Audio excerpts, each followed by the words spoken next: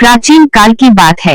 एक नगर में एक धर्मपरायण और धनवान व्यापारी रहता था। वह बड़ा दानी और भगवान का भक्त था।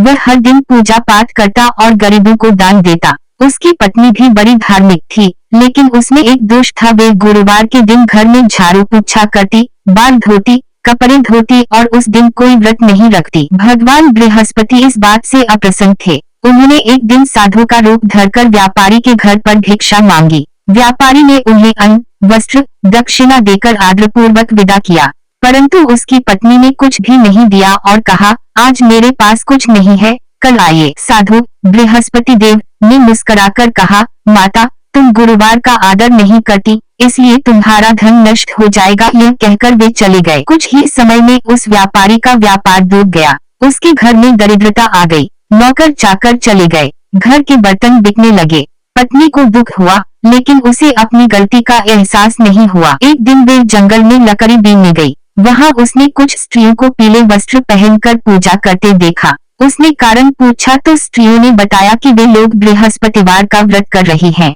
उन्होंने उसे व्रत की विधि और कथा बताई। वह महिला घर आई। उसने अगले गुरुवार से व्रत शुरू कर दिया। उसने झाड़ू नहीं लगाया, बाल नहीं धोए, पीले वस्त्र पहने, चने की दाल का प्रसाद बनाया और बृहस्पति देव की पूजा की। कुछ ही समय में उनके घर की हालत सुधरने लगी। व्यापारी को फिर से व्यापार में लाभ होने लगा। उनका घर फिर से धन धान्य से भर गया। महिला को अपनी गलती का पश्चाताप हुआ और वे जीवन भर गुरुवार का व्रत करती रही। व्रत की विधि: प्रातः स्नान कर पीले वस्त्र धारण करें।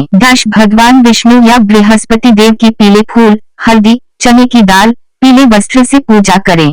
गुरुवार को झाड़ू पोछा, कपड़े धोना, बाल धोना आदि कार्य न करें। इस दिन केले के पेड़ की भी पूजा की जाती है।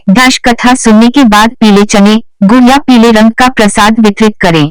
कम से कम 11 या 21 गुरुवार तक यह व्रत करें।